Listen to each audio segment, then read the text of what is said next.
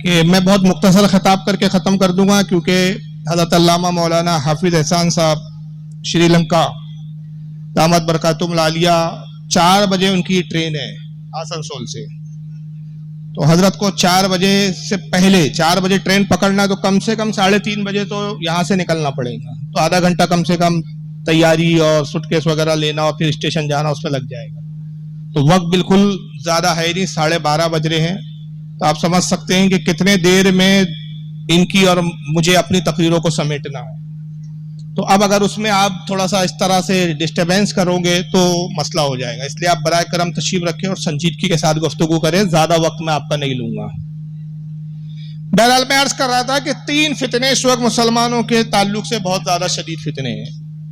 ایک دشمنان اسلام کا فتنہ، جو دن بدن نت نئے طریقے کھوجتا رہتا ہے کہ مسلمانوں کو کیسے کمزور کیا جائے، مالی اعتبار سے ان کی مذہبی شناخت کو کیسے ختم کیا جائے، کیسے ان پہ پریشر قائم کیا جائے، اور کس طرح ان کو ہندوستان میں دبا کر رکھا جائے، اور اس حال تک ان کو پہنچا دیا جائے کہ وہ اپنی مذہبی شناخت کا کھل کر اظہار بھی نہ کر سکے۔ یہ ایک طویل گفتگو ہے، سیاسی حالات کس طرح کے ہیں وہ آپ بہتر طور پہ جانتے ہیں۔ اب دوسرا جو ایک فتنہ ہے مسلمانوں پر اس وقت، وہ ہے بدعقیدگی کا فتنہ۔ یہ ایک ہمارے اندرونی دشمن ہے۔ ایک دشمن تو وہ ہے دشمنان اسلام جو کھلا دشمن ہے، جس کو ہم سمجھ بھی لیتے ہیں، پہچان بھی لیتے ہیں، اس کی سازشوں کو بہت حد تک سمجھ لیتے ہیں۔ لیکن ایک ہمارا دشمن وہ ہے جو ہمارے بیچ میں ہوتا ہے، حلیہ بھی ہماری طریقے کا ہوتا ہے، کپڑے لباس بھی ہماری طریقے کے پہنتا ہے، اس کے نام بھی ہماری طریقے ہوتا ہے، تہذیب تمدن رہن سہن سب کچھ ہمارا، عبادت بھی کرتا ہوا نظر آئے گا، نماز بھی پڑھتا ہوا نظر آئے گا، ہماری مساجدوں میں بھی نظر آئے گا، عیدگاہوں میں بھی نظر آئے گا۔ غرض کے اس کو دیکھ کر پہچاننا مشکل ہو جاتا ہے کہ یہ ہمارا ہے یا دشمن ہے ہمارا۔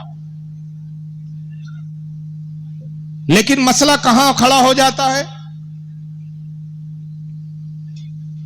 کہ اہل فہم حضرات جو ہے ہماری جماعت میں، یہ اہل ادراک ہے، جو ادراک کی صلاحیت رکھتے ہیں، جو سمجھ بوجھ رکھتے ہیں، جو انسانوں کو پہچاننے کا سلیقہ رکھتے ہیں، ان کے گفتگو سے، ان کے عقائد اور نظریات سے ان کو بھاپ لیتے ہیں اور ان کو سمجھ لیتے ہیں، اور یہ صلاحیت ہمارے قوم میں ہر فرد میں نہیں ہوتی۔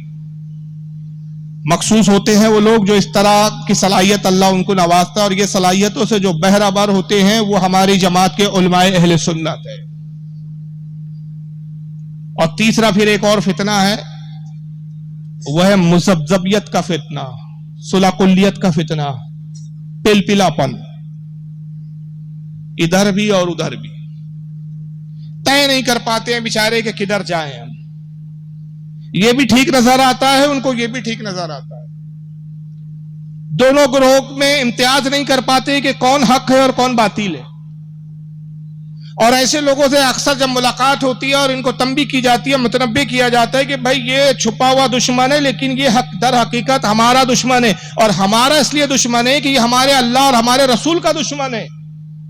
تو ہماری قوم اس بات کو ماننے سے، اس تنبیہ کو قبول کرنے سے، اس نصیحت کو ماننے سے انکار کر دیتی ہے، کہتی کیسی بات کر رہے بھائی، نماز تو پڑھتے ہوئے ہم ان کو بھی دیکھتے ہیں، نام ان کے بھی مسلمانوں کی طرح ہے، داڑیاں ان کی بھی ہے، لباس بھی ان کے مسلمانوں کی طرح ہے، ہماری طرح رہتے ہیں، کھاتے ہیں، پیتے ہیں، ہماری طرح سارے معاملات ہیں، ہم کیسے سمجھ لیں کہ بھائی یہ غلط ہے؟ اور یہ صلح کلیات، یہ تذبذب، یہ ادھر بھی اور ادھر بھی، یہ جو معاملہ ہوتا ہے یہ اتنا خطرناک ہوتا ہے کہ یہ بدعقیدگی کی پہلی سیڑھی ہوتا ہے۔ اگر اللہ توفیق دے، ہدایت نصیب میں ہے، وقت پر ہدایت مل گئی، وقت پر شعور و سمجھداری آ گئی تو بچ جاتا ہے انسان، ورنہ پھر اللہ نہ کرے، خدا نہ خواستہ، اگر اس نے سمجھنے کی کوشش نہیں کی، اپنے آپ کو اس صلح کلیت کے فتنے سے باز نہ رکھا، تو نتیجہ یہ ہوتا ہے کہ صلح کلیت کے بعد نعوذ باللہ پھر وہ گمراہوں میں ہوتا ہے، گمراہوں کے بعد پھر کفر کی طرف چلا جاتا ہے، اور کفر کے بعد اسلام سے خارج ہو کر مرتد ہو جاتا ہے، لیکن وہ سمجھتا اپنے آپ کو اس وقت بھی مسلمان ہے۔ اب کیسے جانے ہم بھائی کہ جس کے بارے میں بتایا جا رہا ہے کہ ہمارا اپنا نہیں، اس کو کیسے پہچانے، کیسے سمجھے، تو اس کا بہت آسان طریقہ ہمارے آقا صلی اللہ علیہ وسلم نے بتا دیا. حضور صلی اللہ علیہ وسلم نے قیامت تک کیا ہوگا، کیا ہونے والا ہے، سب کچھ اس کی خبر دی. ترمذی شریف کی حدیث ہے، بلکہ میں یہ بتاؤں کہ یہ حدیث پاک اتنی مستند ہے کہ شاید ہی کوئی ایسا محدث گزرا ہو جس نے اپنی کسی نہ کسی حدیث کی کتاب میں اس حدیث کو نقل نہ کیا ہو. حتیٰ کہ میں نے تحقیق کی تو میں نے پایا کہ تقریباً 18 اجلہ صحابہ اکرام ہیں جو اس حدیث کے راوی ہے. اور بڑی مشہور حدیث ہے، آپ نے 12 سنی ہوں گی. ترمذی کے الفاظ یہ ہے جو حضرت عبداللہ ابن عمر سے روایت ہے: ان بنی اسرائیل تفرقت سنتین علی 70 ملہ.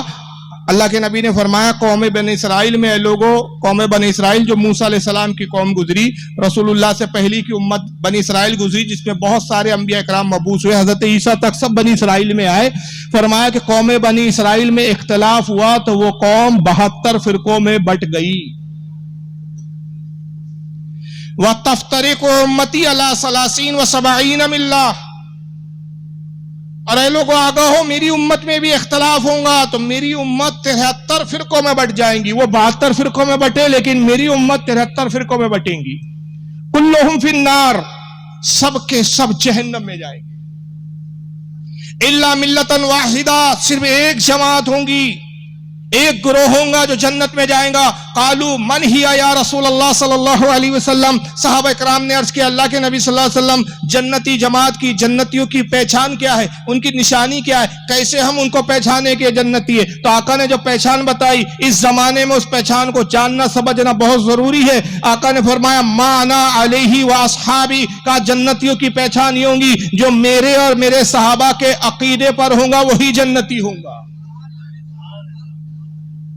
اب یہ ایک پیمانہ ہمیں مل گیا کہ اگر کوئی ہمارے حلیے میں آ رہا ہے، سر پہ ٹوپی اور داڑھی لگی ہوئی ہے، جسم پہ اسلامی لباس سجا ہوا ہے، وہ اس وقت تک ہمارا اپنا نہیں ہو سکتا کہ جب تک ہم یہ نہ جان لیں کہ اس کی بولی، اس کا عقیدہ، اس کا نظریہ وہی ہے جو رسول اللہ اور صحابہ کا تھا.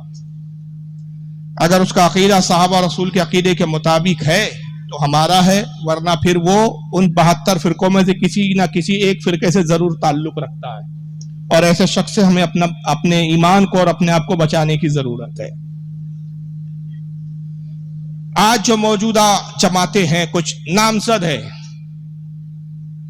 مختلف ناموں سے وہ اپنی آئیڈینٹی کو بتاتے ہیں، مختلف ناموں سے پہچانے جاتے ہیں، جانے جاتے ہیں. ہم اہل سنت اپنے آپ کو اہل سنت کہتے ہیں. ہمارا دعویٰ ہے، اور ہمارا دعویٰ ہی نہیں، اس کا ثبوت ہے کہ ہم وہی ہیں جو 1400 سال سے چلے آ رہے ہیں. ہمارا وہی عقیدہ ہے جو اللہ کے رسول صلی اللہ علیہ وسلم نے جو عقیدہ اپنے صحابہ کو دیا، صحابہ سے تابعین کو ملا، تابعین سے طبع تابعین کو، اور طبع تابعین سے ائمہ سے ہوتے ہوئے ہم تک وہ عقیدہ پہنچا. اور آج جو کچھ جماعتیں الگ الگ ناموں سے نامزد ہے، ہم ان کو اہل سنت اس لیے نہیں سمجھتے کہ ہم نے رسول اللہ کی اسی حدیث پاک کو کسوٹی بنایا، ما انا علیہ وصحابی، جو میرے اور میرے صحابہ کے عقیدے پر ہوں گا وہی جنتی ہے. میں نے عرض کیا کہ 3 فتنے ہیں جو ہمارے ایمان کو برباد کرنا چاہتے ہیں. صلح کلیت کا ایک فتنہ، ایک جو ہے بدعقیدگی کا فتنہ، اور ایک دشمنان اسلام جو کھلے طور پر ہے. بدعقیدہ کی کوشش ہوتی ہے کہ ہمارے ایمان کو کیسے برباد کرے، تو ہمارے درمیان، ہمارے بیچ رہ کر کچھ ایسے عقائد اور نظریات کو داخل کر دیا گیا، یا داخل کرنے کی کوشش کی جاتی ہے کہ جو صحابہ رسول کا عقیدہ ہرگز نہیں ہے. اس تعلق سے تاریخ اسلام میں جو پہلا فرقہ بنا تھا وہ شیعہ فرقہ ہے. ہمارے علماء کی محنتوں کا ثمرہ تھا کہ اس فتنے کو، اس فرقے کی نظریات اور اس کے باطل عقائد کا ایسا قلعہ کما کیا، صدیوں تک یہ فتنہ دفن رہا، دبا رہا. لیکن افسوس کی بات ہے کہ اب کچھ سالوں سے یہ فتنہ دوبارہ ہمیں پھر نظر آ رہا ہے. اور اہل بیت کی محبت کی آڑ میں یہ فتنہ ہمارے گھر تک پہنچ چکا ہے. اعلیٰ حضرت کی زبان میں اگر کہوں کہ شیطان کے حربوں میں سے سب سے شدید تر حربہ یہ ہے کہ شہد کے بہانے زہر پلاتا ہے، اور دوا کے بہانے جو ہے زہر دیتا ہے. شہد یہ ہے کہ اہل بیت کی محبت دکھائی جاتی ہے، لیکن جب اندر جھانکو تو نظریات، عقائد کچھ اور نظر آتے ہیں. अगर शिया फिरके की हम बात करें तो इतने बातिल नजरियात है कि जो खुदा की कसम न हरगिज साहबा का अकीदा हो सकते न रसूल का अकीदा होते। मैं बहुत सारे अगर अकायद बताऊं तो रात छुट्टी पड़ जाएंगी, सिर्फ एक अकीदा बताऊंगा, प्रूफ में एक वीडियो दिखाऊंगा। फैसला आपको करना है कि जिनका ये अकीदा है तो क्या हम उनको सही कह सकते हैं? क्या हमारी सुलह कुल्ली वाली पॉलिसी सही है कि किसी को बुरा ना कहा जाए, ये भी सही वो भी सही? एक अकीदा मैं ये बता रहा हूं कि आप सब जानते हैं कुरान अजीम कितने पारे हैं? 30 पारे। किस पर नाज़िल हुआ? सरकार सल्लल्लाहु अलैहि वसल्लम। किताबी शक्ल में किसने जमा किया? सबसे पहले किताबी शक्ल में जमा करने वाली जात हजरत सैयदना अबू बकर सिद्दीक रज़ी अल्लाह ताला। अपने दौरे खिलाफत में चंद सहाबा की टीम तैयार करके उन्होंने किताबी शक्ल में कुरान को जमा किया। मशवरा हजरत उमर का था कि किताबी शक्ल में कुरान जमा कर दिया जाए, इसलिए कि हुफ्फाज इंतकाल करेंगे, जंगों में शहादत पा रहे हैं। एक वक्त आएगा कि जब दुनिया से हुफ्फाज खत्म हो जाएंगे, कुरान का कोई याद करने वाला ना रहेगा। नतीजा ये होगा कि कुरान की बहुत सारी बातें जहनों से जो है निकल चुकी होंगी। लोग उन तालीमात से, कुरान की बातों से नावाकिफ होने की बुनियाद पर कुरान का बहुत बड़ा हिस्सा जाय हो जाएगा। उसकी हिफाजत का तरीका यह है कि कुरान अजीम को मसहफ की शक्ल में, किताब की शक्ल में जमा कर दिया जाए। यह मशवरा साहबा ने पसंद किया, किताबी शक्ल में जमा हुआ, 30 पारों की शक्ल में जमा हुआ। और अहले सुन्नत का यह अकीदा है, 1400 साल का अकीदा है कि जिस तरह अबू बकर ने जमा किया वही कुरान था, जैसा हुजूर पे नाजिल हुआ था, जैसी आयतें हुजूर ने पढ़ के तिलावत की थी, ना उसका जेर बदला है ना उसका जबर बदला है। और उसके तहफ़्फ़ुज़ का यह आलम है कि आज भी अगर कोई हाफिज कुरान तरावी पढ़ता है, तरावी सुनाता है, या कोई नमाज में किरत करता है, या कोई तकरीर में आयत पढ़ता है और आयत में अगर शेर और जबर कभी गलती हो जाए, फर्क पड़ जाए, तो एक नहीं सैकड़ों टोकने वाले होते, सैकड़ों वाकिफ होते जो समझ लेते, जान लेते कि भाई पढ़ने वाले कारी से फुला जगह गलती हो गई है, यहां जेर था जबर से पढ़ लिया, जबर था जेर से पढ़ लिया। यानी इसकी हिफाजत का यह आलम है कि जेर और जबर भी उसका बदला नहीं जा सकता। लेकिन शिया वो बातिल फिरका है जो मोहब्बत अहले बैत की आड़ में हमारे दरमियान में दाखिल होना चाहता है, जिन्होंने यह अकीदा बनाया माज़अल्लाह नऊज़ बिल्लाह कि आज जो मौजूदा कुरान है ये कुरान महफूज है ही नहीं, ये तहरीर शुदा कुरान है। हजरत अबू बकर को अहले बैत से बहुत नफरत थी, लिहाजा उस नफरत की बुनियाद पे माज़अल्लाह, सदबार माज़अल्लाह, जनाब अबू बकर सिद्दीक रज़ी अल्लाह तआला अन्हु ने कुरान का बहुत सारा वो हिस्सा जो अहले बैत की फजीलत में आया था उसको कुरान से निकाल दिया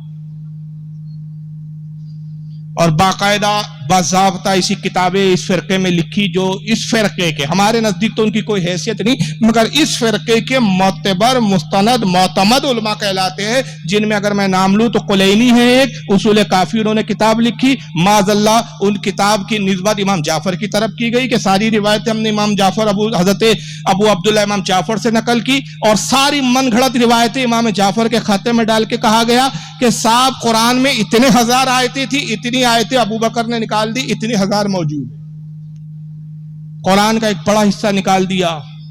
मुल्ला बाकर मजलिसी इस फिरके का एक मौलवी है, उसने हयातुल कुलूब नाम की किताब लिखी, उसमें जिक्र करता है कि सूरह अहले बैत एक मुकम्मल सूरत थी, अबू बकर ने पूरी सूरत को निकाल दिया। कुरान की आयतों में तहरीफ की, जहां जहां अली का नाम था वहां अली हटा के मुख्तलिफ जुमले लाए गए। एहदीना सिरातल अली, आयत यूती अल्लाह, ए अल्लाह हमें अली के रास्ते पर चला। अबू बकर ने लफ्ज अली हटाया और आयत को यूं कर दिया एहदीना सिरातल मुस्तकीम। का मुस्तकीम नहीं था, वहां अली था। का फसलू अहल ज़िक्र इन कुंतुम ला तालमून, ये आयत अबू बकर ने बदली, आयत यूती फसलू अलीगिन ला तालमून, अली से पूछो अगर तुमको इल्म ना हो, अली हटा के अहल जिक्र कर दिया। व इन कुंतुम फी रैबिन मिम्मा नज़्ज़लना अला अब्दिना फअतू बिसूरतिन मिन मिस्ली। कहा यहां पर मिन मिस्ली नहीं था, बल्कि यहां था मिन मिस्ली नहीं था, बल्कि था मिस्ल अली, अली के मिस्ल है। जो कुछ हमने अपने पैगंबर मोहम्मद पे नाजिल किया और साथ में अली की जैसा भेजा, इसकी मिस्ल कोई और अली हो तो ले आओ। वहां अली हटा के साहब वहां पे कुरान कर दिया उन्होंने, जबकि वहां जिक्र अली का है। इस तरह बहुत सारी आयतें बाज़ाब्ता उसूल काफी में लिखी है। ये किताब मेरे पास मौजूद है, 6 जिल्दों में छपती है। हयातुल कुलूब मेरे पास मौजूद है, जिसमें यह बातें लिखी गई है कि अबू बकर ने बदल दिया। फिर कहा गया कि जब अबू बकर बदल रहे थे तो अब सवाल होता है भाई अली क्या कर रहे थे उस वक्त?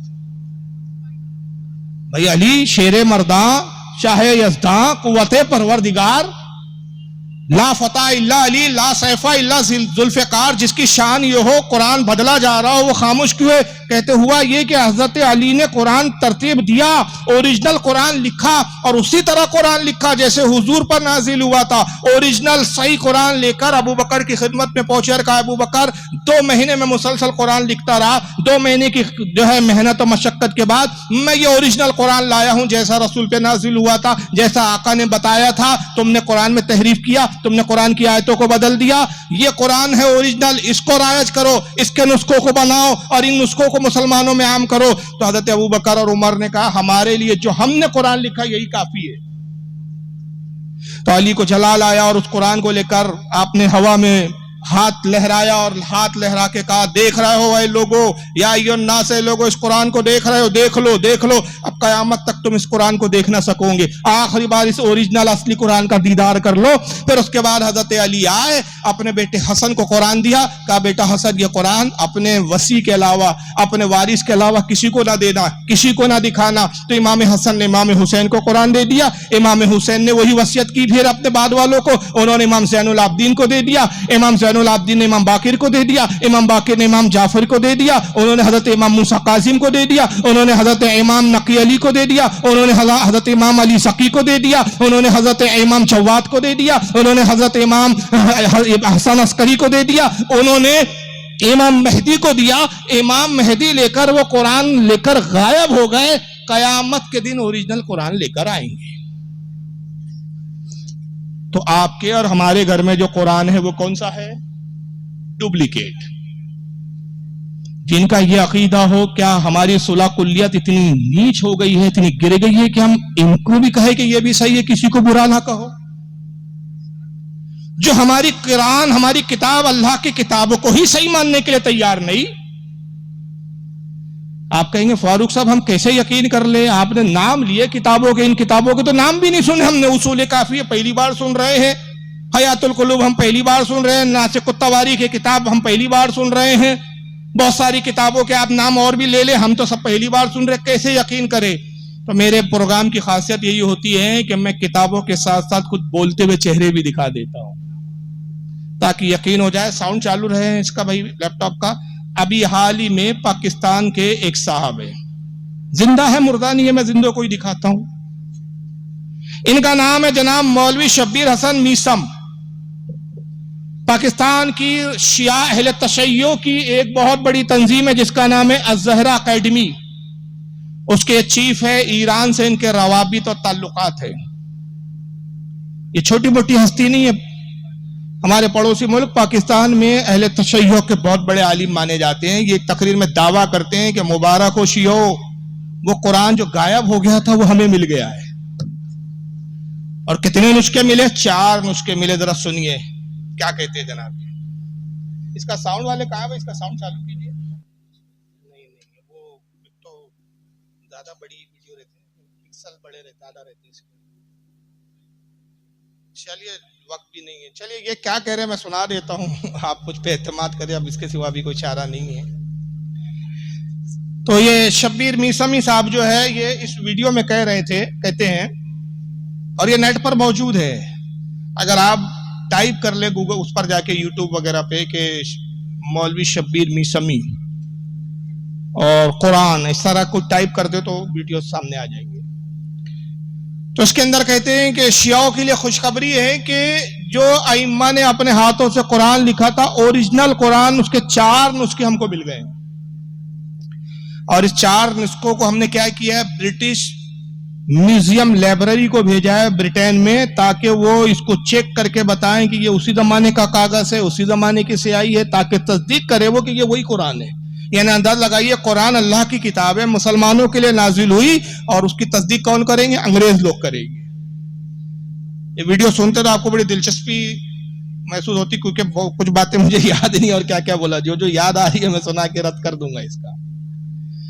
کہتے ہیں کہ جیسے ہی وہاں سے تصدیق ہو جائیں گی، सेटिस्फाई हो जाएंगे हम लोग और वेरीफाई कर दिया जाएगा कि हाँ ये वही कुरान है जो अली ने लिखा था, तो हम फिर इनकलाब ईरान के बाद, इनकलाब ईरान का इनकलाब कहते हैं कि भाई इस्लामी इनकलाब आया ईरान में, इनकलाब ईरान के बाद शियाओं का जो सबसे बड़ा कारनामा है, बतौर कारनामा हम दुनिया के सामने पेश करेंगे। 1400 साल के बाद हम ओरिजिनल कुरान को तलाश करके ले आए और हम बड़े फक्र के साथ उम्मत तक ये असल कुरान पेश करते हैं। अब सवाल ये पैदा होता है कि इस पे दो ज़रब है कि एक तो तुम्हारी ही किताबें कहती है कि इमाम मेहदी लेकर गए तो कयामत के वक्त लेकर आएंगे, तो बीच में तुम कहां से ले आए? तो ये तो एक अकीदे का दोगलापन तुम्हारा खुद जाहिर हो रहा है। इससे पता चल रहा है कि तुम दोनों तरफ से बातिल हो। अगर तुम्हारा ये अकीदा दुरुस्त है तुम्हारे नजदीक, हमारे नजदीक तो दोनों बकवास है। तुम्हारे नजदीक अकीदा अगर दुरुस्त है, इसको तुम सही मानते हो और तुम्हारे मोतबर मुस्तरद उलमा ने लिखा है कि इमाम मेहदी के पास असली कुरान है, कयामत के वक्त ले आएंगे, तो फिर ये बीच में लाए ये बकवास है, ये झूठ है, फरेब है, किस्म है। और अगर ये सच्चा है तो फिर इमाम मेहदी वाला जो हम कौल और जो तुम्हारा अकीदा है वो झूठा है। तो तुम्हारे यहां से लेकर जितने 14 साल से गढ़ते आ रहे थे कि इमाम मेहदी लाएंगे, सब झूठे करार पाए। तो जिस फिरके के बड़े बड़े अल्लामा झूठे हो, फिरका खुद कितना बड़ा झूठा हो। तो दोनों तरफ से तुम झूठे हो। हमारा तो अकीदा यह है कि कुरान दुनिया की वाहिद वो किताब है जिसका ज़ेर और ज़बर तक नहीं बदला गया, जिसका सुकून तक, जिसका कौमा तक नहीं बदला गया। उसकी वजह यह है कि दुनिया में जितनी भी किताबें आई, पिछली भी आसमानी किताबें आई, अल्लाह ने ही वो किताबों को नाजिल किया, लेकिन हिफाजत का जिम्मा खुद नहीं लिया। सिर्फ कुरान अजीम है जिसके बारे में कहता इन्ना नहनु नज़्ज़लना ज़िक्रा व इन्ना लहू लहाफ़िज़ून। ऐ महबूब, हमने इस किताब को, इस जिक्र को नाजिल किया और इसकी हिफाजत का जिम्मा हम ही ले रहे हैं, हम इसकी हिफाजत करें। तो जब अल्लाह ताला ने कुरान अजीम की हिफाजत का जिम्मा लिया है तो किसकी मजाल है कि कुरान को बदल दे। हो सकता है कल आप कहें कि भाई ये दावा कुछ समझ में नहीं आ रहा है, बदलना कौन सी मुश्किल बात है भाई, हम कुरान ले आए, अब उसमें लिखा है अल्हम्दुलिल्लाहि रब्बिल आलमीन, और रब्बिल आलमीन को हम रब्बुल आलमीन कर दे तो हमने तो बदल दिया। भाई आप कह रहे ज़ेर ज़बर नहीं बदल सकते, हमने बदल दिया। हम शेर की जगह जबर लिख दें, कौन होते हो आप, कहां हाथ पकड़ सकते हो अब हमारा, हमने तो बदल दिया। फिर अल्लाह ने क्या किया, कुछ तो नहीं किया। माज़अल्लाह, अगर ये आपका तस्वुर है, किसी का तस्वुर हो जाए, मुसलमान का तो तस्वुर हो नहीं सकता। अगर कोई बेवकूफ इस तरह की हरकत करे तो उसको मालूम होना चाहिए कि हिफाजत का जिम्मा जो रब फरमा रहा है, तो ये स्याही की हिफाजत की बात नहीं हो रही है, ये जो है औराक की हिफाजत की बात नहीं हो रही है, बल्कि कुरान जो नफ्स कुरान है उसकी हिफाजत की बात हो रही है। और ये ऐसा रसूलुल्लाह का मोजेज़ा है जो कयामत तक बाकी रहेगा। और हिफाजत ऐसे की कि तुम औराक बदल सकते हो, स्याही बदल सकते हो, हुर्फों को तब्दील कर सकते हो, लेकिन बच्चों के सीने में जो कुरान को अल्लाह ने हिफ्ज़ फरमा दिया, उस हिफ्ज़ शुदा दिल के कुरान को जो नक्श हो गया उसको कैसे बदल सकोगे? उसको तुम नहीं बदल सकते। तो कुरान अज़ीम एक महफूज किताब है, लेकिन हमारे दरमियान में मुसलमान कहलाने वालों में ऐसे भी लोग हैं जो इस कुरान को अल्लाह का कलाम और अल्लाह की असल किताब मानने के लिए तैयार नहीं। मगर ऐसे ही लोगों से जो मेल मिलाप रखते हैं इस वक्त, सुलह कुल्लियत के अगर अलम बरदार में कहूं उस शख्स को जिसका नाम तारिक जमील आता है, काश मैं उसकी वीडियो दिखा सकता हूं कि एक जगह बड़े रो रो के कहते हैं, एक हो जाओ, उम्मत बन जाओ, उम्मत बन जाओ। बड़ा दर्द है उसके दिल में, इतना रोता है कि शियाओं को शर्मिंदा कर दिया उस शख्स ने, इतना रोता है मगर मच के आंख। एक हो जाओ, बरेलियों ने देवबंदियों को कहा काफिर, देवबंदियों ने बरेली को कहा काफिर, शियाओं ने सुन्नी को कहा काफिर, सुन्नियों ने शियाओं को कहा काफिर। फिर जन्नत में कौन जाएगा? तारिक जमील बड़े दर्द के साथ एक वीडियो में कहते हैं, वीडियो मशहूर है और नेट पे बहुत छाया हुआ है, इसके लाखों व्यूअर्स है, इसको लाखों लोगों ने देखा है, इसके व्यूज लाखों में, बल्कि लाखों के अब मेरे ख्याल से कई मिलियंस हो गए होंगे। जन्नत में कौन जाएगा? तारिक जमील साहब, आपको फिक्र करने की जरूरत नहीं कि जन्नत में कौन जाएगा। जन्नत रब तबारक व तआला ने जिसको हिबा फरमा दी, उसने हदीस में बता दिया जन्नत में कौन जाएगा। वही जाएगा जिसका अकीदा अल्लाह और रसूल सहाबा के मुताबिक होगा। और उसी अकीदे को तर्जमानी करते हुए आला हजरत ने एक शेर में कह दिया, तुझसे और जन्नत से क्या मतलब, वहां भी दूर हो, हम रसूलुल्लाह के, जन्नत रसूलुल्लाह। नारे तकबीर, नारे रिसालत, उलमा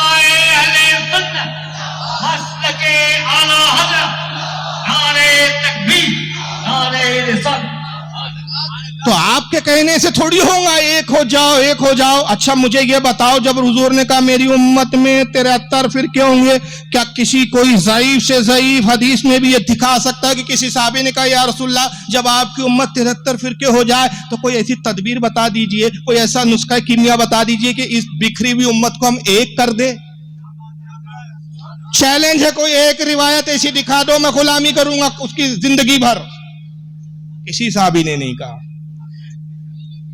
अगर खुदा की कसम फिरकों को, सब जमातों को एक करने की अगर किसमें सबसे ज्यादा सलाहियत थी तो वो सहाबा की जमात हो सकती थी, मगर साहबी में से किसी ने नहीं कहा या रसूलल्लाह कोई ऐसा नुस्खा बताइए। बल्कि उसके बरक्स क्या कहा, अल्लाह के नबी जो 72 जहन्नम में जाएंगे उनसे क्या लेना देना हमारा, जो जन्नती है उसकी पहचान बताइए। क्यों या रसूलल्लाह, आपकी जबान से जो बात निकलती है वो दहन जिसकी हर बात वही है खुदा, उसकी नाफिज हुकूमत पे लाखों सलाम। आपकी जबान वही में डूबी हुई जबान है, वही के कौसर से धुली हुई जबान है। जो निकल गया, पत्थर पे लिखी हुई तहरीर को मिटाया जा सकता है, लेकिन मुस्तफा की कही हुई बात को मिटाया नहीं जा सकता। आपने कहा मेरी उम्मत में 73 होंगे तो अब 73 होंगे, उसको कोई रोक नहीं सकता। तो हुजूर जब रोका नहीं जा सकता तो हमें उन जमातों से क्या गरज जो जहन्नमी है, हमें जन्नती जमात की पहचान बताइए ताकि वो पहचान उम्मत तक पहुंचे तो हम जहन्नमियों को छोड़कर जन्नतियों के साथ हो जाए। ये सहाबा ने तालीम हमको दी, हमें ठेका नहीं दिया गया, हमें जिम्मेदारी नहीं दी गई कि तारिक जमील की तरह हम सबको मिलाने बैठ गया। एक हो जाओ उम्मत बन जाओ, उम्मत बन जाओ, उम्मत बन चुकी। तो कोई नया पैगंबर आया कि जो नई उम्मत बना रहा है? क्या उम्मत बन जाओ और कैसी उम्मत बन जाओ? यानी मैं एक मिसाल दे रहा हूं आपके समझ में आ जाए।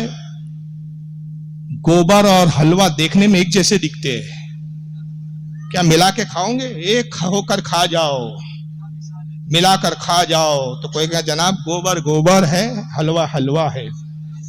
हम गाय का दूध तो पी सकते हैं, मूत नहीं पी सकते। हम पाकीज़ा सोच रखने वाले, पाकीज़ा खाने वाले लोग। हम वो कौम है जिसके बारे में रब ने कहा हमने तायब और ताहिर चीजें तुम पर हलाल की, उसको खाओ। तो हम तैयब और ताहिर लोग हैं, नापाक लोग नहीं है। तो पता चला कि जो बुराई छोड़कर अच्छाई की तरफ आ जाते हैं वो ताहिर होते हैं, पाकीज़ा लोग होते हैं, उनकी सोच और फिक्र पाकीज़ा होती है। और जो सब गू गोबर को एक करने की बात करते, समझ में आ गया कि उनकी सोच कैसी होती है। वो कौम ताहिर कौम नहीं होती, नापाक और नजिस कौम होती है। फैसला आप करें कि आपको नजिस होना है कि ताहिर होना है। और ना ही कुरान की तालीम है। तारिक जमील से मैं पूछना चाहता हूं और उसके चाहने वालों से पूछना चाहता हूं कि तारिक जमील साहब, क्या आप कुरान की एक आयत, एक सिर्फ एक, जिस दिन एक आयत दिखा दोगे खुदा की कसम तकरीर करना छोड़ दूंगा। आपका रदी नहीं, तकरीर ही करना छोड़ दूंगा और इतराफ करूंगा, एक वीडियो बना के इतराफ करूंगा, भाई तारिक जमील साहब ने हमारा मुतालबा पूरा कर लिया, आज से मैं तकरीर करना छोड़ता हूं, तारिक जमील साहब को सलाम करता हूं, उनको बुरा बोलना बंद करता हूं, और आज तक जितना उनको मैंने बुरा कहा सबके लिए मैं उनसे माफी चाहता हूं। और वो सिर्फ क्या है मेरा चैलेंज, कुरान की एक आयत तारिक जमील ऐसी दिखा दे कि अल्लाह ने फरमाया हो सब एक हो जाओ। बस एक आयत दिखा दो आप कुरान की। हमें ये तो नहीं मिलता कुरान में, उसके बरक्स क्या मिलता है, वला तलबिसुल हक्का बिल बातिली व तक्तुमुल हक्का ला अंतुम तालमून। अल्लाह फरमाता है हक और बातिल को आपस में ना मिलाओ, हक और बातिल को आपस में ना मिलाओ, और दीदा दानिस्ता जानते हुए समझते हुए हक को ना छुपाओ। कुरान तो कहता है कि हक और बातिल कभी एक हो ही नहीं सकते, रात और दिन एक नहीं हो सकते, कुफ्र और इस्लाम एक नहीं हो सकते। और फिर सुलह कुल्लियत के लिए तालीम ये दी जाती है, अल्लाह फरमाता है इस्लाम में आए हो तो पूरी पूरी तरह इस्लाम में आ जाओ, कुछ ये भी ठीक कुछ वो भी ठीक नहीं। अब सवाल ये पैदा होता है कि फिर हमारा इनसे इख्तिलाफ क्या है। तो मेरे बाद इंशाअल्लाह वो मौजू हज़रत अल्लामा मौलाना हाफिज एहसान साहब किबला को दिया गया है, वो बताएंगे किन किताबों की बुनियाद पर हमारा इनसे इख्तिलाफ हुआ और मुसलमान कहलाने वाले ही दो ग्रोह में बढ़ गए, एक बातिल की तरफ चले गए, आज एक अब भी हक पर है और इंशाअल्लाह कयामत तक हक पे रहेंगे, वो हम है। लेकिन बतौर तमसील सिर्फ एक मिसाल में देके गुजरूंगा तहज़ुरुन नास नाम की किताब लिखी गई थी। हिफ्ज़ुल ईमान भी लिखी गई, इंशाअल्लाह मेरे बात के खिताब में वो जिक्र आएगा शायद। बराइनुल कातिया लिखी गई और भी किताबें लिखी गई, तक़वियतुल ईमान लिखी गई, फतावा रशीदिया लिखी गई। सारी किताबें यहाँ मौजूद है। जो हवाले दिए जाएंगे, दिए जा रहे हैं, हर हवाला दिखाने की जिम्मेदारी कबूल कर। तहज़ुरुन नास में मौलवी कासिम नानातवी दारुल उलूम के देवबंद के बानी कहे जाते हैं नहीं, जुमलों पे गौर किया करें आप। सहारनपुर में जो जमात का सबसे बड़ा इदारा मदरसा, उसके क्या कहे जाते हैं? बानी, जबकि बानी है नहीं है, गासिब है। ये एक लंबी तारीख है, उसका बानी कोई और था, बाकायदा उस पर किताबें मौजूद है। एक लंबी गुफ्तगू हो जाएगी, मेरा मौजू आज वो है नहीं। पता नहीं उन्हें क्या सूझी, किसी ने उनसे एक सवाल किया। हज़रत अब्दुल्लाह इब्न अब्बास का एक असर है, असर कहते हैं जो सहाबी जिसको रिवायत करे और वो रसूल से मनकुल ना हो, हदीस मौकूफ भी कहते हैं उसको, कि 7 जमीन है, 7 जमीनों में 7 अंबिया है, 7 आसमान है, 7 आसमानों में 7 अंबिया है। तो हुजूर के जमाने में 7 जमीनों में 7 रसूल है, आसमानों में 7 रसूल है, हमारी जमीन के ऊपर है कि कुल 15 नबी है। सीधा सा जवाब ये था, इस हदीस पे सवाल किया, मुहद्दिसीन ने इस हदीस को मौजू और झूठा करार दिया, और मुहद्दिसीन ने फरमाया कि अब्दुल्लाह इब्न अब्बास से यह असर साबित ही नहीं। रावियों पे बहस की। अब अगर इनको जनाब को अस्मा और रिजाल पे नजर नहीं थी अगर कासिम नानातवी साहब की, तो कम से कम इतना जवाब देते कि भाई ये अकीदा अहले सुन्नत नहीं है, हमारा अकीदा कुरान के ऊपर है, और कुरान से अगर कोई बात टकरा जाए तो उसको छोड़ दी जाती है। फिर ये हदीस भी नहीं है, मरफू भी नहीं है, अब्दुल्लाह इब्न अब्बास का असर है, और कुरान और हदीस से सही हदीस अगर टकरा रहा है, इसको हम नहीं मानते। लेकिन जनाब वहां पता नहीं क्या सूझी, मुहक्किक बन के बैठ गए। उन्होंने कहा कि भाई देखो ऐसा है, हुजूर सल्लल्लाहु अलैहि वसल्लम का जो खातमुन नबीन होना है, अगर हुजूर के जमाने में 15 नबी भी मान लिया जाए तब भी हुजूर की खातमियत में फर्क नहीं आता। हर जमीन में हुजूर की तरह नबी माने जा सकते हैं। आदम के जमाने में 15 आदम थे, शीश अलैहिस्सलाम के जमाने में शीश थे, नूह अलैहिस्सलाम के जमाने में 15 नूह थे। हर जमाने में हर नबी आया उसके जैसे, और नबी भी हर 7 जमीन और 7 आसमान के तबकों में रहे। तो कासिम नानातवी फिर यहाँ बड़े इल्म भगारने बैठ गए और कहा कि देखिए साहब, ऐसा है कि जो कुरान अजीम में हुजूर की खातमत का जिक्र आया, कि कुरान अजीम ने कहा मा काना मुहम्मदुन अबा अहदिम मिर रिजालिकुम वलाकि रसूलुल्लाहि व खातमुन नबिय्यीन, कि ऐ लोगों, मोहम्मद तुम्हारे मर्दों में से किसी के बाप नहीं है, बल्कि वो अल्लाह के रसूल है और नबियों में सबसे आखिर है। हुजूर के बाद अब कोई आखिरी नबी नहीं आएगा। सरकार की मुतवातिर हद तवातुर को पहुंची हुई हदीस, सही उल इस्नाद हदीस, किसी ने इख्तलाफ नहीं किया। इजमा इस हदीस पे आका ने एक बार नहीं, 2 बार नहीं, 12 कहा ला नबी आबादी, ला नबी आबादी, मेरे बाद कोई नबी नहीं, अना खातमुन नबीन, मैं आखिरी नबी हूं। कहा ये जो खातमुन नबीन के मायने हैं, ये नहीं है कि हुजूर आखिरी में आए जमाने में, मर्तबे के एतबार से आप खातमुन नबीन है, कि जिस लेवल के आप हैं, जो मर्तबा मकाम अल्लाह ने आपको अता किया, बस वो मकाम आप पर खत्म, वो मर्तबा आप पे खत्म। आपके बाद भी नबी आ सकता है, ये अलग बात है कि वो अक्सी नबी होगा, जिल्ली नबी होगा, आपका नायब होगा, मकाम और मर्तबा में आपके बराबर नहीं होगा। हुजूर के बाद भी अगर कोई नबी आए तो हुजूर की खातमियत में फर्क नहीं आ सकता। माअज़ल्लाह, अस्तग़फिर। क्या आप ये मानते हैं कि हुजूर के बाद कोई नबी आएगा? और ये अकीदा क्या मुसलमानों का अकीदा हो सकता है, इस्लाम का अकीदा हो सकता है? सरीह कुफरी अकीदा है। भाई जिस हदीस का मैंने टुकड़ा पढ़ा ना, ये ला नबी आबादी, मेरे बाद नबी नहीं, उसका पहला टुकड़ा क्या है? किससे कहा था? हज़रत उमर से कहा, मेरे बाद अगर कोई नबी हो सकता था तो वो उमर इब्ने खत्ताब हो सकते थे। हज़रत उमर जैसा नबी नहीं हो सकता था, तो आज कोई कितना ही बड़ा वक्त का वली कामिल हो, कितना ही बड़ा आलिम फाजिल हो, एक सहाबी के बराबर नहीं हो सकता। तो हजरत उमर तो उससे बुलंद है। तो जब हजरत उमर ना हो सके तो आज पैदा होने वाला कोई नबी कैसे हो सकता है? लेकिन हुआ क्या है कि किताब असल में लिखने की जरूरत क्यों पेश आई कासिम नानातवी को? उसका भी एक थोड़ा सा पस मंजर है कि कासिम नानातवी साहब की एक सवाने हयात है जिसका नाम है सवाने कासमी।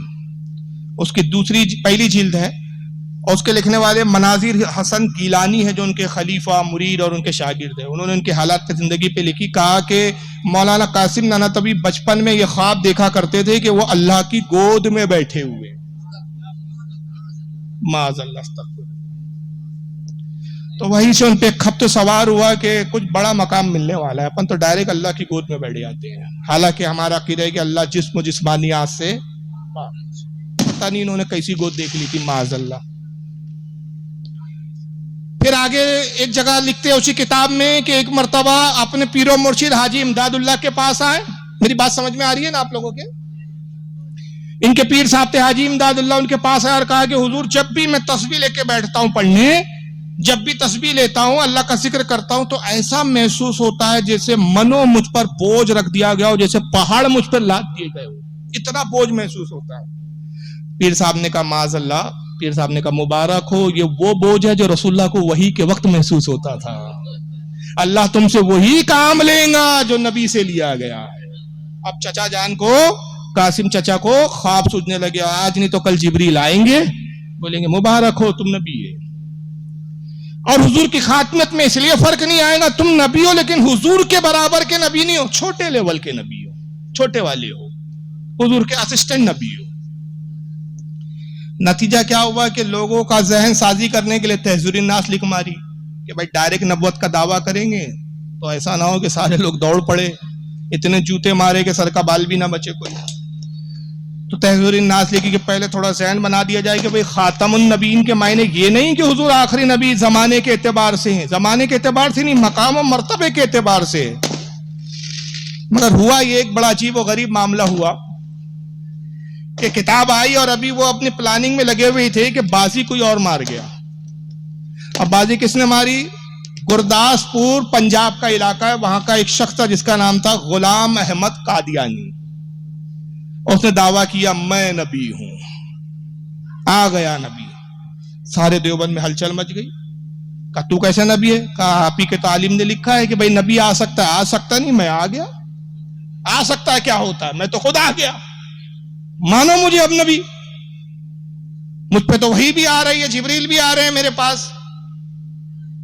بڑے پریشانی ہوئی دیوبندیوں میں کہ بھائی بازی تو کوئی اور مار گیا۔ مولوی طاہر گیاوی کی میرے پاس ویڈیو ہے، آڈیو ہے، سوری معاف کرنا، ویڈیو نہیں آڈیو ہے، اور اسی کے چینل پہ ڈلی ہے، وہیں سے میں نے اپلوڈ کیا، ابھی بھی ڈیلیٹ نہیں کیا، ابھی بھی موجود ہے۔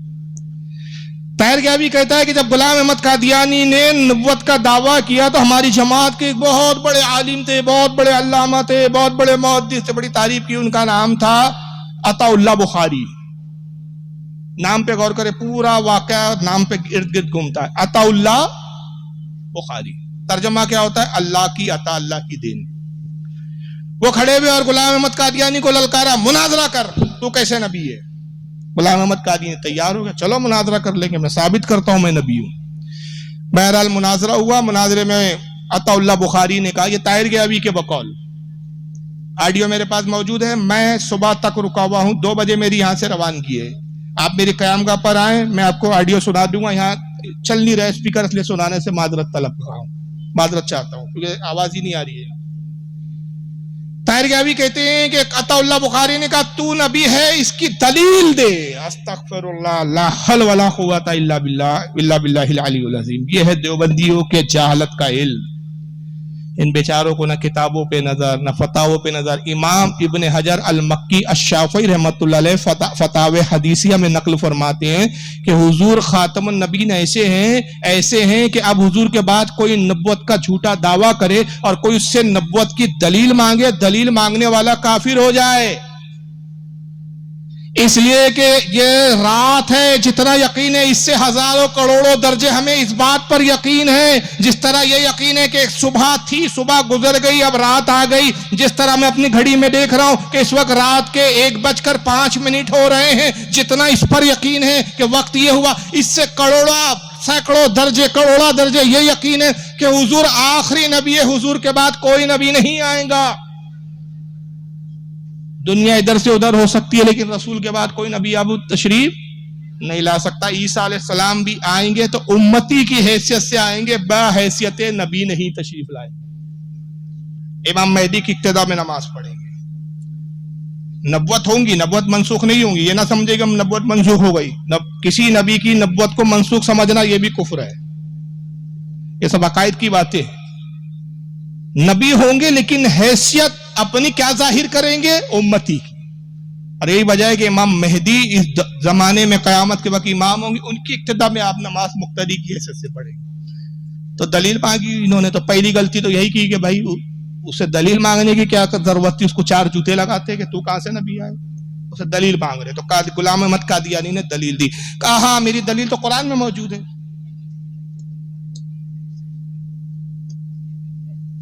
کون سا؟ یہ والا؟ اچھا چلیے، تو کہا تھا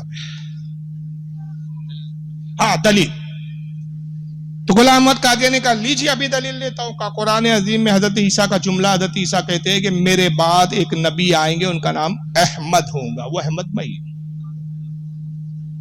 قرآن میں آیا کہ وَاسْمُهُ احمد، اس کا نام احمد ہوگا، وہ احمد میں ہی ہو۔ تو عطا اللہ بخاری نے کہا، طاریابی کہتا ہے کہ ارے بدبخت خرد اللذیذ، وہ کیا کیا جملے بولا مجھے یاد بھی نہیں، اس نے گالیاں والے جملے کہے کچھ بڑی فصیح اردو میں۔ حضرت اللہ بخاری نے کہا ارے بدبخت، ارے خبیث، ابے گدھے، قرآن میں جو ہے حضرت عیسیٰ کہہ رہے میرے بعد نبی آئیں گے وہ احمد ہوں گے، وہ تو احمد آیا ہے، تیرا نام تو غلام احمد ہے، تو احمد کہاں ہے، تو احمد کا غلام ہے، تو احمد کیسے ہو گیا؟ تو غلام احمد کہتا ہے حضرت آپ سمجھے نہیں، اصل میں میرا اصل نام احمدی ہے، میرے ماں باپ کو تھوڑی معلوم تھا کہ میں نبی بن کر آنے والا ہوں، انہوں نے غلطی سے غلام لگا دیا، غلطی سے غلام، وہ غلطی ماں باپ کی ہے، میری نہیں۔ عطا اللہ بخاری کا جواب سنیے، اور طاہر گیاوی کی اس بات پر پورا مجمع کہہ لگا رہا ہے، داد دے رہا ہے، کیا دلیل دی ہے دیوبندیوں نے، یہ ان کا علمی ظرف ہے۔ عطا اللہ بخاری مسکرائے کہا اوہ میں تو سمجھتا تھا یہ حادثہ میرے ہی ساتھ ہوا ہے، آج پتا چلا آپ کے بھی ساتھ ایسا حادثہ ہو گیا، اصل میں میرا نام اللہ ہے، میرے ماں باپ کو پتا نہیں تھا میں اللہ ہوں، تو انہوں نے عطا اللہ لگا دیا، اور چونکہ میں اللہ ہوں تو میں نے تو آپ کو نبی بنایا نہیں، تو آپ نبی بن کیسے گئے؟ اب اس کے جواب میں ایک جملہ بول کے اس پہ کیا تبصرہ کروں، وقت بھی نہیں ہے، کیونکہ ہمارے بیرونی مہمان کو بھی مجھے وقت دینا ہے، میں آپ کا وقت زیادہ نہیں لوں گا، کیونکہ میں انشاءاللہ آتا رہتا ہوں، گزشتہ بار بھی آیا تھا، اور انشاءاللہ اللہ نے چاہا تو آگے بھی موقع ملیں گے۔ بس اتنا بول کے میں جواب مکمل کر دیتا ہوں کہ میں نے کہا یہ تو ایسی بات ہوئی کہ مولوی طاہر گیاوی یہ کہنا چاہ رہے ہیں کہ اگر اے غلام احمد قادیانی تو اپنے زمانے کا جھوٹا نبوت کا دعویٰ کر کے مسلمہ قذاب ہے، تو ہمارے یہاں بھی نمرود و فرعون کی کمی نہیں ہے جو خدا ہی دعوے کرتے ہیں۔ اور ایسا تھا، آپ کو تعجب ہوگا، الجمیت کا شیخ الاسلام نمبر ایک کتاب ہے میرے پاس موجود ہے۔ ان کے شیخ الاسلام کون تھے، رشتے ناتے بتا دوں، حسین احمد ٹانڈوی نام تھا، کون ہے معلوم ہے؟ ابھی محمود مدنی صاحب، اور ان کے چچا ہے ابھی ارشد مدنی، جو کہہ رہے تھے ابھی خوب بڑا بوال چلا انڈیا میں ان کو لے کر کے، اوم اور اللہ ایک ہی ہے، معاذ اللہ۔ اس کا ویڈیو آپ نے سب نیوز چینل پہ دیکھا ہوگا، میرے پاس اس وقت لیپ ٹاپ پہ بھی موجود ہے ویڈیو، اس پر کافی وبیلا ہوا کہ معاذ اللہ اللہ اور اوم کیسے ایک ہو سکتے ہیں۔ توبہ نہیں سوجی صاحب، ہندوؤں نے بھی ایکسپٹ نہیں کیا، مسلمانوں نے بھی ایکسپٹ نہیں کیا۔ ارشد مدنی صاحب کے وہ حسین احمد ٹانڈوی جو ہے والد ہوتے غالباً، اور محمود مدنی کے دادا ہے، اشرف علی تھانوی کے شاگرد تھے۔ وہ مر گئے تو ان کی تعریف میں پورا ایک جمعیت ان کی جماعت ہے نا، جمعیت العلماء، تو جمعیت کا شیخ الاسلام نمبر نکالا گیا، ان کی سبانیں لکھی گئی، تو اس میں لکھا گیا کہ شیخ الاسلام حسین احمد ٹانڈوی صاحب جو تھے وہ خدا تھے، زمین پر اپنی کبریائی پر پردہ ڈال کے انسان بن کر آئے تھے، زمین پہ چلتے پھرتے تھے، لوگ پہچان ہی نہ سکے یہ تو خدا ہے جو چل پھر رہے۔ گزرنے کے بعد، انتقال کے بعد لوگوں کے پاس سمجھ میں آیا کہ یہ خدا ہمارے بیچ رہا بھی، اٹھا بیٹھا بھی، کھایا پیا بھی، رہن سہن بھی کرتا رہا، اور پھر چلا گیا۔ مرنے کے بعد پتا چلا تو ان کیا خدا بھی ہے صاحب، اور یہ کتابوں میں موجود ہے، چھپ رہی ہے کتاب، انکار نہیں کر سکتے یہ لوگ۔ اس پر ہمارے علماء کے مناظرے ہوئے، ہمارے علماء نے بارہا ان کتابوں کو پیش کیا، انہوں نے توبہ نہیں کی، برات کے اظہار نہیں کیے، اپنی ان بکواسات کی تعویلات کی انہوں نے، اور ان تعویلات میں بجائے اس کے کہ وہ اپنے بزرگوں سے کفر کو اٹھاتے اور مزید کفر اپنے پر لاتے گئے۔ تو یہ ایک بنیادی اختلافات ہے کہ یہ رسول اللہ کی نبوت کے قائل نہیں. ایک جماعت وہ ہے جو اللہ کی کتاب، آخری کتاب قرآن عظیم کو محفوظ ماننے کے لیے تیار نہیں، تحریف شدہ قرار دے رہے ہیں، اوریجنل کتاب ماننے کو تیار نہیں. دیوبندیوں کا طبقہ وہ ہے جو نعوذ باللہ من ذالک رسول اللہ صلی اللہ علیہ وسلم کے بعد بھی نبی آنے کا قائل ہے. اور ایک تیسرا اسی فرقے کی ایک شاخ بول لے یا ان کی اصل کے جس سے دیوبندی نکلے. میں کنفیوز ہوتا ہوں کہ دیوبندی ان سے نکلے یا یہ وہ دیوبندی سے نکلے، وہ فیصلہ ان پہ چھوڑتا ہوں، کیونکہ دونوں کے اکابر تقریباً ایک ہی ہے. اسماعیل دہلوی کو یہ بھی مانتے وہ بھی مانتے، ابن تیمیہ کو وہ بھی مانتے یہ بھی مانتے ہیں، ابن قیم جوزیہ کو وہ بھی مانتے یہ بھی مانتے. کئی مولوی علماء ایسے پرانے قدیم گزرے جن کو دونوں مانتے، دونوں کی تعلیمات پر عمل کرتے ہیں. تو ایک ہے اہل حدیث، نام نہاد اہل حدیث. ان کے بھی عقیدوں میں کیا اختصار آتا ہے، کیا خرابیاں آتی ہے. رسول اللہ کے بدترین گستاخ فرقہ یہ جس کو سب سے زیادہ مانتے، جس کو سب سے بڑا عالم اپنی جماعت کا سمجھتے ہیں، وہ عبد الحلیم ابن تیمیہ ہے. عبد الحلیم ابن تیمیہ کی کتاب ہے جس کا نام ہے کتاب الوسیلہ. کتنا سخت حملہ کیا اس نے. یہ رسول اللہ کی حیات کا قائل نہیں، معاذ. کہتا ہے حضور وصال فرما گئے، برزخی زندگی ہے، برزخ میں ہے، اس قبر میں بھی نہیں ہے، اس دنیا میں بھی نہیں ہے. اور ہم اہل سنت کا عقیدہ کیا ہے، اور اس پر دلائل ہے ہمارے پاس، قرآن کے بھی دلائل ہے، حدیث کے بھی دلائل ہے، احادیث بھی ہے ہمارے پاس.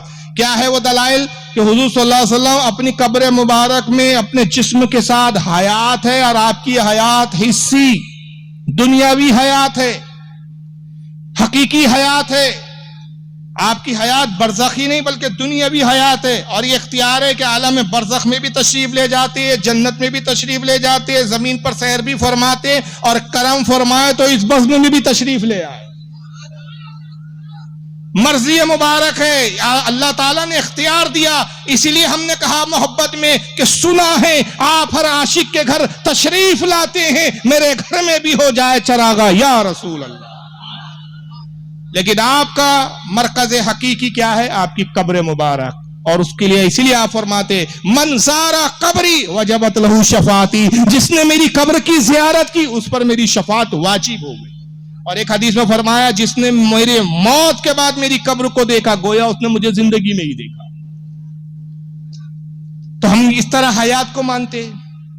لیکن ابن تیمیہ نے کتنا خطرناک حملہ کیا حضور صلی اللہ علیہ وسلم کی حیات کو لے کے. حیات کا انکار ہی نہیں کیا، حضور کی سرکار صلی اللہ علیہ وسلم کی توہین بھی کی. بدبخت. کتاب الوسیلہ میں لکھتا ہے کہ بعض جھوٹے صوفی، بعض جھوٹے صوفیہ کہتے ہیں اولیاء کی جماعت کو، یہ دعوے کرتے ہیں کہ ہم قبر پہ گئے، قبر شک ہوئی، رسول با نفس نفی تشریف لائے، معانقہ کیا، گلے ملے، مصافحہ ہوا، دستبوسی ہوئی. ابھی میں نے 2 واقعات آپ کے سامنے پیش کیے. ایک اعلیٰ حضرت کا بھی واقعہ پیش کیا کہ سرکار اعلیٰ حضرت کو بھی زیارت ہوئی. عبد الرحمن ابن جامی، ماں عبد الرحمن ابن جامی کا بھی واقعہ پیش کیا. متعدد ہمارے علماء اور صوفیہ کے جو ہے ایسے واقعات ہے کہ رسول نے با نفس نفیس اپنی زیارت سے ان کو مشرف فرمایا. سب کا انکار کرتے. ابن تیمیہ کہتا ہے یہ جھوٹے صوفی ہے جو دعویٰ کرتے ہیں کہ حضور کی قبر شک ہوئی، پھٹی، حضور باہر تشریف لائے، زائر سے معانقہ کیا، گلے ملے، مصافحہ کیا. وہ حضور نہیں ہوتے جو قبر پھٹتی ہے، جو باہر نکلتا ہے وہ شیطان ہوتا ہے معاذ اللہ. اور وہ قبر پھاڑ کے باہر نکل کے کہتا ہے میں نبی ہوں. یعنی ان کی بدبختی دیکھیے آپ ابن تیمیہ کی. جو حضور کی قبر شک ہو، سرکار باہر تشریف لائے، وہ حضور کو اس کا اختیار تو نہیں مانتا، مگر ابلیس کو اتنا با اختیار مانتا ہے کہ پہلے قبر میں گھستا ہے. وہ کہاں سے گھستا ہے؟ وہ کچھ دکھتا نہیں ہے، شگاف بھی نہیں، کوئی سراغ بھی نہیں، گھس گیا بس کہیں سے بھی. اور ظاہر نے کہا یا رسول اللہ آپ کا دیدار کا متمنی ہوں، تمنا ہے مجھے کہ آپ کا دیدار کروں. قبر پھٹی، شیطان باہر نکلتا ہے. شیطان کو اختیار ہے کہ قبر میں جائے، پھاڑ کے باہر آ جائے، اپنے آپ کو نبی بھی بتائے اور امتی گمراہ بھی ہو جائے. مگر معاذ اللہ کہتا ہے رسول کو یہ اختیار نہیں کہ حضور تو مر کر ختم ہو چکے. ابن تیمیہ کے اسی عقیدے، باطل عقیدے کو محمد ابن عبد الوہاب نجدی نے اپنی کتاب التوحید میں درج کیا. اور اسی کے چربے کو اٹھا کے اسی کی کتاب التوحید کی تلخیص تقوۃ الایمان کے نام سے مولوی اسماعیل دہلوی نے کی. اور اس نے لکھا کہ رسول اللہ صلی اللہ علیہ وسلم مر کر مٹی میں مل گئے. معاذ اللہ. حالانکہ صحیح حدیث ہے، صریح حدیث ہے.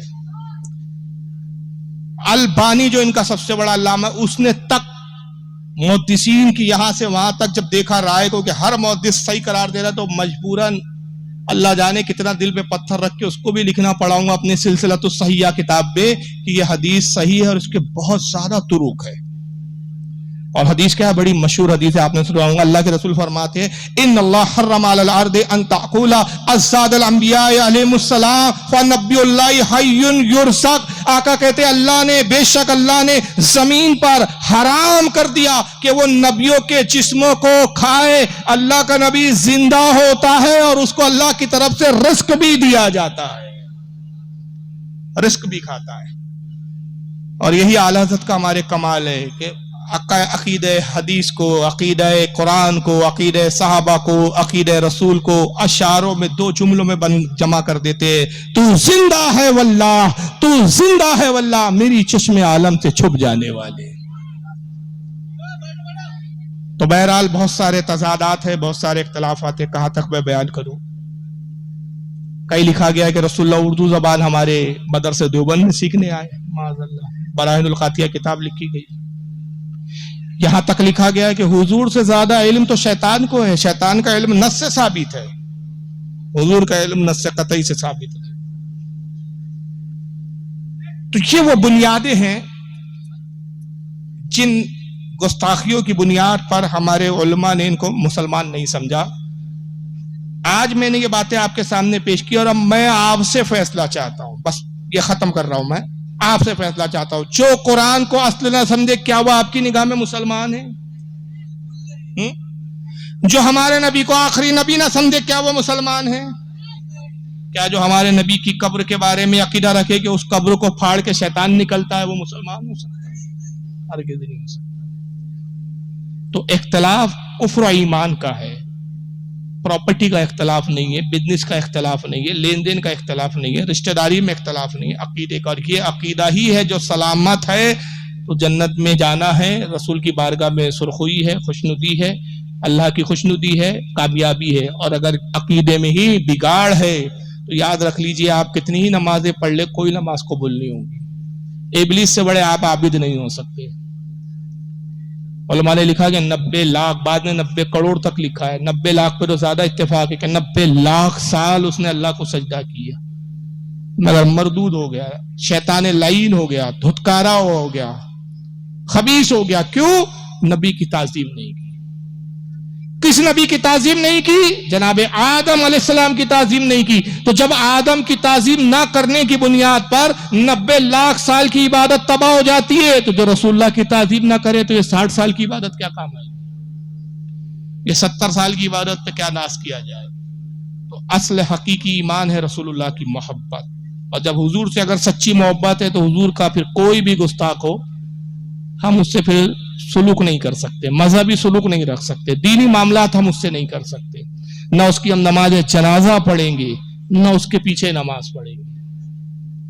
ترمذی شریف کی حدیث ہے کہ ایک جنازہ حضور کی بارگاہ میں لایا گیا، جامع ترمذی میں حدیث ہے، سیاہ ستہ میں آتی ہے کتاب. کہا گیا یا رسول اللہ فلاں ابن فلاں مر گیا، آپ نماز جنازہ پڑھا دی. سرکار نے کہا میں اس کی نماز جنازہ نہیں پڑھاؤں گا. صحابہ متعجب ہوئے، عرض کیا یا رسول اللہ آج تک آپ نے کسی جنازے کے بارے میں یہ نہیں کہا، جو بھی جنازہ لایا گیا آپ نے نماز پڑھائی. سرکار آپ پہلی بار پہلا موقع آیا ہے ہماری نگاہوں کے سامنے، آپ فرما رہے ہیں میں اس کی نماز جنازہ نہیں پڑھاؤں گا. حضور اس کی وجہ، اس کا سبب کیا ہے؟ آقا نے فرمایا اس لیے کہ یہ میرے عثمان سے بغض رکھتا ہے لہذا اللہ بھی اس کو ناپسند فرماتا ہے. تو حدیث سے پتا چلا جو عثمان غنی سے نفرت کرے، جو عثمان غنی سے محبت نہ کرے، ان سے حسد اور بغض رکھے، اس کی نماز جنازہ آقا نہیں پڑھتے. جو ہمارے نبی کا گستاخ ہو اس کی نماز جنازہ ہم کیسے پڑھیں گے؟ اگر ہم چند سکوں کی خاطر اس طرح کر رہے ہیں تو خدا کی قسم پھر ہمارے ایمان کی کوئی ویلو نہیں رہی. ہم نے چند سکوں کے عوض اپنے ایمان کو برباد کر دیا. قیامت کے دن کچھ نہیں ملنے والا، تمہیں صرف جہنم کا توق پہنایا جائے گا اور کہا جائے گا جو تو نے حاصل کرنا چاہتا دنیا میں تجھے دے دیا.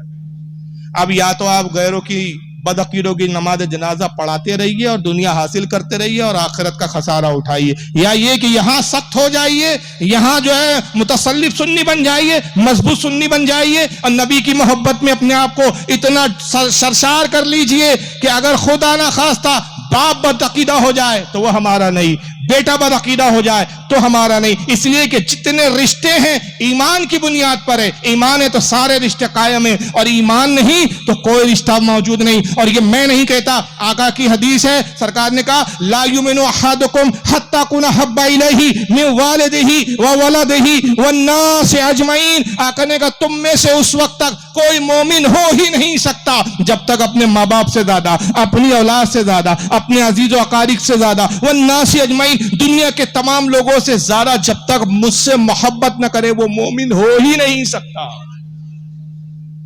تو باپ سے زیادہ محبت سرکار کی چاہیے, ماں سے زیادہ محبت سرکار کی چاہیے. پہلے محبت رسول ہے, بعد میں باپ ہے.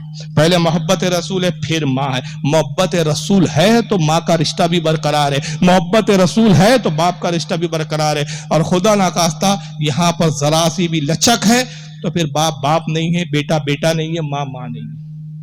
اور صحابہ اکرام نے جنگ بدر میں یہ دکھا دیا. حضرت ابو عبیدہ ابن جرہ نے اپنے باپ جرہ کو غزوہ احد میں قتل کیا, سگے باپ کو قتل کیا.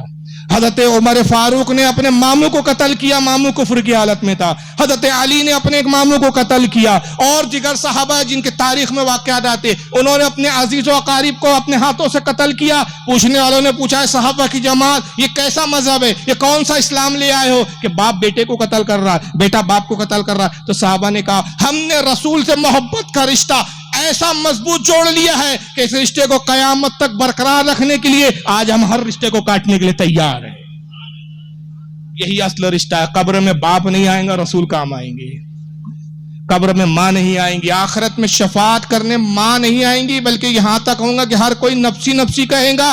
بیٹا ماں کے پاس جائیں گا, کہیں گا امی جان ایک نیکی کی ضرورت ہے, ایک نیکی کم پڑ گئی ہے. مجھ سے کہا گیا ہے کہ اگر تو کسی سے ایک نیکی لے آ تو تیرے نام اعمال میں نیکی کا پلہ وزنی ہو جائے, تجھے بخش دیا جائے. اے ماں تو مجھے دودھ پلاتی تھی, اے میری ماں تو راتوں میں بستر اگر گیلا ہو جائے تو خود گیلے میں سو کر مجھے سوکھے پہ سلاتی تھی, میری ایک ہلکی چوٹ پہ تو تڑپ جاتی تھی. اے ماں تو مجھ پر شفیق تھی, مہربان تھی. آج میں تیرا بیٹا ایک نیکی کے لیے ترس رہا ہوں, اپنی نیکی میں سے صرف ایک نیکی دے دے. تو ماں کہیں گی نفسی نفسی نفسی نفسی نفسی نفسی.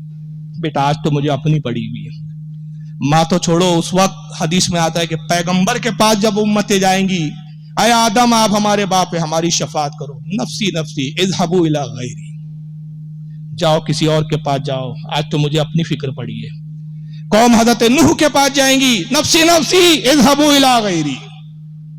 حضرت شیث, حضرت الیاس, حضرت یعقوب, حضرت یوسف, ہر نبی کے پاس امت جائیں گی. 1,24,000 کم و بیش سارے انبیاء کا پھیرا کر کے امت حضور کی حضرت عیسیٰ کی بارگاہ میں جائیں گی. اے عیسیٰ مسیح آپ مسیح ہے, آپ نے لوگوں کے درد کا مداوع کیا ہے, لوگوں کے درد تکلیفوں کو دور کیا ہے, آپ نے تو بیماروں کو شفا دی. آج ہم تکلیف میں ہیں, عذاب میں گرفتار ہیں, آپ کم از کم ہماری شفاعت کر دیجئے. تو حضرت عیسیٰ کہیں گے نفسی نفسی آج مجھے پڑی ہوئی ہے اپنی, جاؤ اذهبوا الى رسول اللہ صلی اللہ علیہ وسلم, رسول اللہ کی بارگاہ میں جاؤ. اور جب یہ امت رسول کی بارگاہ میں جائیں گی تو آقا کہیں گے انا لہا انا لہا, میں ہی اس کام کے لیے ہوں, میں ہی اس کام کے لیے.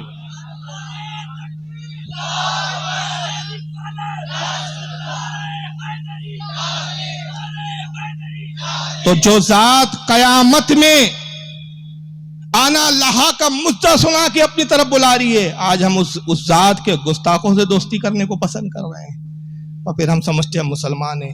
تو آج سب سے بڑا مرض یہ صلح کلیت ہے, اور یہی وہ سبب ہے صلح کلیت. یہ بھی ٹھیک وہ بھی ٹھیک کہ اللہ تعالیٰ ایسا ناراض ہوا ہم سے, ایسا ناراض ہوا کہ وہ قوم جن کو نہ کھانے کا سلیقہ ہے, نہ بات کرنے کا سلیقہ ہے, منہ کھولے تو جھوٹ بولیں, کھائیں تو ناپاک چیزیں کھائیں, کوئی وقار نہیں, کوئی بیس نہیں. میں کیا بولوں یار, آج کل سیاسی حالت پہ بولنا بھی تو دشوار ہو گیا. اشارے کر رہا ہوں میں, آپ اشارہ سمجھ لیں. وہ جو کبھی نہاتے نہیں تھے, ہمالیہ کی چوٹی پر گندے رہنے والی قوم, جن کا کوئی تقدس نہیں, نجس چیزیں جن کی غذائیں بنی ہوئی ہو, آج وہ قوم ہم پر راج کر رہی ہے. وجہ ہماری بدعمالیاں ہے. خدا کے واسطے اپنے آپ کو مضبوط کرو. کسی شاعر نے کہا کہ وہ کیا شعر ہے کہ یہ سراسر سنگ ہو جا یا موم ہو جا. پہلا مصرع کیا ہے یار, دو رنگی چھوڑ دے یک رنگی ہو جا. دو رنگی چھوڑ دے، یک رنگی ہو جا، یا سراسر سنگ یا سراسر موم ہو جا، ادھر بھی ٹھیک ادھر بھی ٹھیک نہیں۔ اور اس کی مثال بہت سخت دی اللہ کے نبی نے، فرمایا دوگلے کی مثال، جو ادھر بھی ٹھیک ادھر بھی ٹھیک، صحیح مسلم کی حدیث ہے، اس کی مثال اس بکری کی مانند ہے کہ بکروں کے اس ریوڑ میں بھی جاتی ہے، پھر بکروں کے اس ریوڑ میں بھی جاتی ہے، اور جب بچہ لاتی ہے، حاملہ ہوتی ہے، تو خود اس کو ہی پتہ نہیں ہوتا کہ حمل کہاں سے لائی ہے۔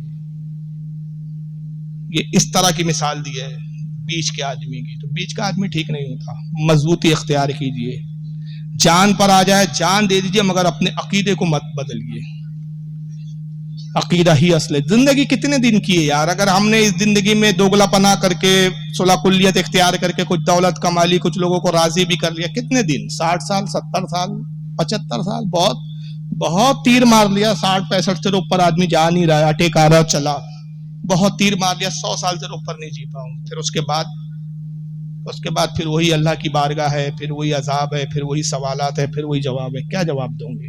کیا پوچھوں گے؟